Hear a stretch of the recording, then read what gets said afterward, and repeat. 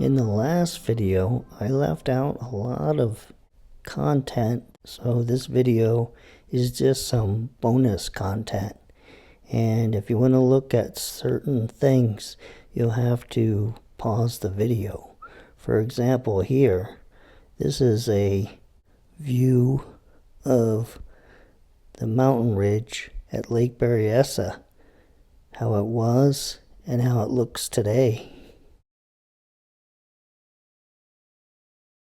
Here's a map of the area, and the red oval is the crime scene, and up at the top is Rancho Monticello Resort, where Ronald Fong had his boat, and he went there and reported Brian crying for help. Here's information about the fisherman that went for help, Ronald Henry Fong, and that he was a post office clerk, and he lived at 101 17th Avenue in San Francisco. And then the owner or the manager of the resort was Archie White, no relationship to Ranger White.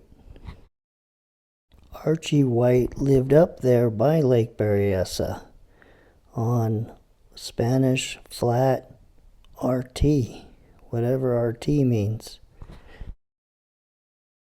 The stabbing of Brian and Cecilia was reported at Berryessa headquarters, and this is the dispatcher's log. And you can see that at 7 o'clock, Dennis Land was notified of this incident.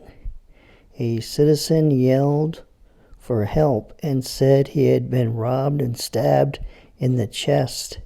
Police Code 1198, meet at Rancho Dock. Police Code 1097, have a possible stabbing north of Park headquarters.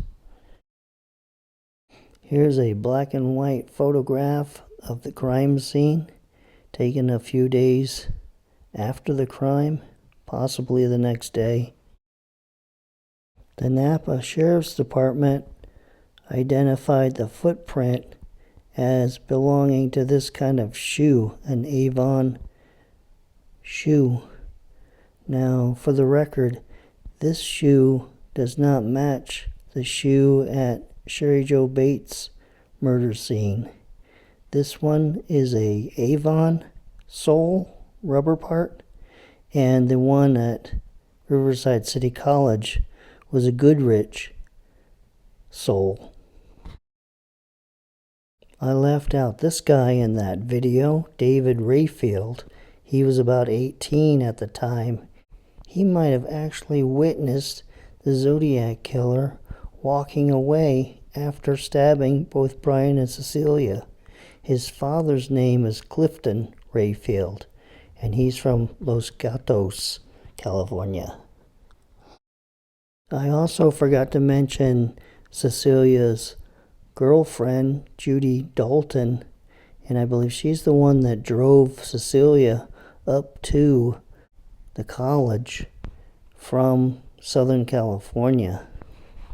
I believe the sheriff's office got in contact with her that night and questioned her and got a lot of information from her about Brian and Cecilia's activities on that Saturday.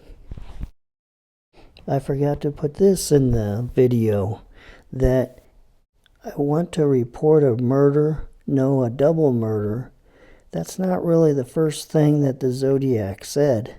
The first thing that he did was dial 0 for the operator, and he asked for the police, and the operator asked him for his location, and he wouldn't give it.